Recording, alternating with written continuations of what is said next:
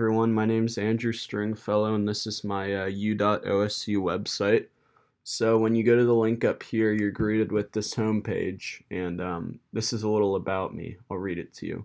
Hello, my name is Andrew Stringfellow. I'm a junior studying CSE and business. My hobbies include tennis, running, and other forms of physical activity. I'm enjoying this class because it's helping me approach online classes in a deliberate manner. I've found this class very helpful because it's kind of walked me through how to approach the differences that an online class has over an in-person class, and like the intention of like being deliberate with studying that you have to have that the online class doesn't provide you that an in-person class does. So what I picked for my category for a technology and a skill I want to learn was iOS development. Since I'm a computer science student, this is something I've wanted to get into, but it's been kind of hard for me to approach because it's pretty overwhelming the amount of information you have to learn. So what I started doing was I went on YouTube and I searched some videos, and one of the first ones that popped up was this guy who's talking about how he didn't really have much experience with coding and how he just got into iOS development and he ended up getting a career for iOS development that pays very well just by researching online. So the video shows that anyone can do it, even people that don't have prior knowledge. So right here, the weakness I pointed out is that he's not a full-time student. He wasn't a full-time student when he started learning, so like he had the time to learn, whereas being a full-time student, it's a little harder to dedicate more time to this stuff because we have classes and this is an extracurricular skill that I'm trying to learn. So that's the one problem. So then moving on to the site, Udemy is a very useful site for coding and a lot of other things like Adobe Photoshop. It's basically like an online college where you can pick all these different classes, and some of them are really expensive, but a lot of them are on sale. I bought a iOS class for like $10 that was 200, but it was on sale, and it's been very helpful in me learning. So it's taught by an actual professor. So the people on this website are very credible sources, and it's structured like a class where you have like assignments that ensure you're actually learning the material. All right, so an article on Medium. Medium is a like coding news website where different people in the industry will publish articles, and this person, Nikant Vora, is an iOS engineer at PayPal, so he's got a good job at a good company, so he knows what he's talking about. So he's talking about how like going into the industry, some things he wish he knew going in, and I think that's very valuable because, like, starting off, you want to hear from someone what they wish they had known going in that would have furthered their career faster. Because having developed a good career, they've picked up on a lot of things. So this is a very useful article. The one problem is that a lot of the things it's talking about are very like high level. So you'd have to like do background research to understand actually what he's talking about, because he's talking about specifics within iOS development.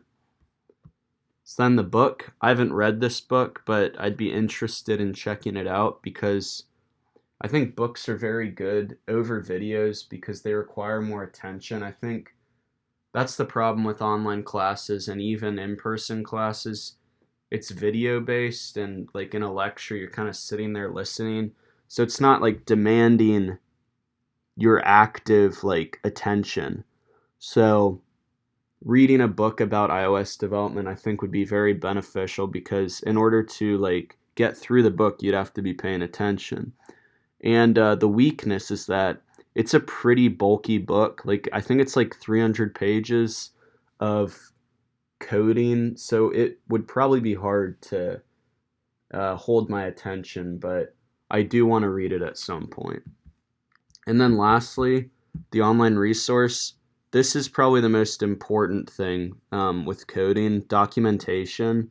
So what documentation is, like Apple has released all the like functions of their code base and like how you approach it if you want to get into iOS development. So in order to understand how to develop apps, you have to understand like how the phone works and like different ways you can manipulate what the phone like can possibly do so that they can work with your app. So in order to understand app development, I'm like gonna have to read through this even more because I've been working through it a decent amount, but there's so much to learn. I'm gonna keep on looking at this. All right, so that's the iOS development section. So now for my posts. First off, actually, I'll come back to takeaways after. So I looked at scholarly publishings. This was during one of the weeks. There was a Prezi presentation on it, and they talked about the different types of scholarly publishings. So what are scholarly publishings? They're articles published by scholars regarding their research.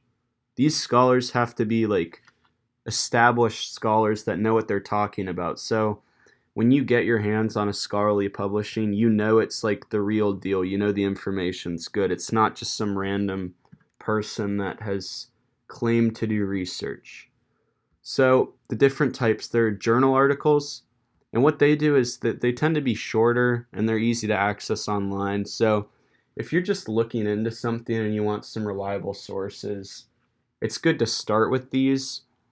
And these articles are what's called peer-reviewed, which means that their peers who also know what they're talking about have evaluated the journals, and they have used their knowledge to verify that the journal is a reliable source of information. So then after you look at journal articles, you can, if you're looking to get more in depth in a topic, you can read a book, scholarly book.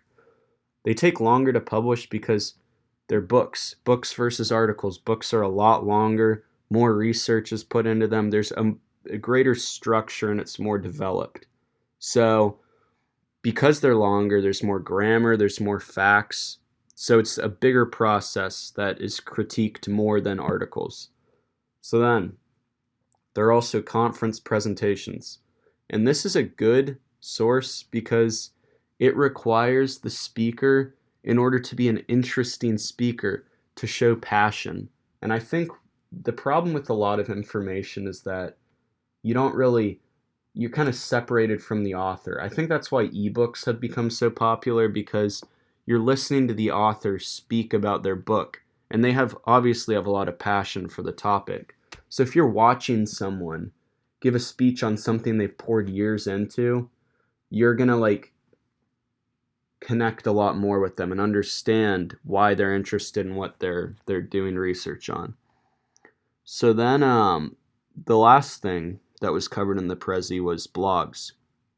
Blogs are a little like journal articles in that it's very quick access to information, but I think blogs can be longer than articles, so it's a very dynamic way of publishing information. It can be short or long. There can be multiple posts, so it's really a very open-ended source where the author can go in and edit information also. So all of these methods are going for the same thing, and that is to get information crammed into your head. And as we learned different learning styles, different sources of scholarly publishings can help people differently. And some people may like one version of someone may watching a presentation more than reading a book. So then I looked at technology, and we covered Trello, which I found very interesting because I've had a few job interviews recently for coding, for software jobs, and they've asked me if I actually know how to use Trello, and I was able to say I was, because we learned it in this class. So something I found valuable with Trello was the color markers. You can see right here, I've got my categories. So what I did is I had a to-do category, a doing category, a done category, and a resources category. So this is kind of my way of figuring out what I need to do that I haven't started yet, what I'm currently doing that I need to finish, and then when I'm done with both of those categories, I can kind of just put them right here. So Then back to the color categories. This separated things up even further. What I did was green, as you can see, quiz for online success, work on Trello, and then Carmen. This is all stuff related to school. So it's easy for me. If I know, oh, I might have a deadline coming up for school, I can just look for green on here. And then yellow was stuff that's work related, like stuff I'm trying to do outside of school, but it doesn't pertain directly to college. So I'm working on an app, an iOS app. I'm also, well, this is a few weeks ago. I found an internship, so that should be on done. And then Handshake obviously is the job board for students looking for jobs. And then the orange is just like things that I need to do that pertain to my survival, like paying rent, getting groceries. You know, if you don't pay rent, you're homeless. If you don't buy groceries, you get hungry. So that's Trello. Yeah, so I think I'm going to use this from here on out. I've also gotten into using Google Calendars, which has been helpful. All right, so last but not least, the takeaways from this class. So number one was definitely the most valuable thing I learned from this class. I tend to set long-term goals. I'm very end goal oriented. Like I know where I want to be, and I know like what I want my future to be in the very far future. But something I've failed to do is really focus on small-term goals. And something this class pointed out that I think is really valuable is that if you have long-term goals and you like reach a roadblock, your entire plan is going to fall at its foundations because you don't have like other goals to back yourself up. If you set small-term goals, it's very easy to rebound from a mistake or an unforeseen issue that comes up. Number two is teamwork. So we talked about, I think her name was Sarah, but she was in a group project for an online class, and a problem that she encountered was that she met with the group the first day that they got assigned a project, but they didn't really communicate after that. So like by the time it got to the end of the project, she had emailed one guy that wasn't doing any work and had tried to get him to do stuff, but he really wasn't doing anything. So what we learned is that you should be in constant communication with your peers. You should develop a relationship with them, because being in an online class, it's harder to develop relationships because there's more distance from the peers and the professor. So that's the other thing she should have done. I think she should have emailed the professor and just given the professor a heads up of what was going on. And then the last thing is being deliberate. When you're in an online class, there seems to be less urgency because you're separated by a computer. You're not actually getting out of bed and going into a class where you have to actually pay attention, where attendance is taken. It's very distant. However, I think that there's a lot of value in online classes, and in a lot of cases, there's just as much value. Most online classes have the same content as the in-person class, so the only difference is your attitude. So if you take a very deliberate attitude towards the course and you treat it like a real course, you will be successful.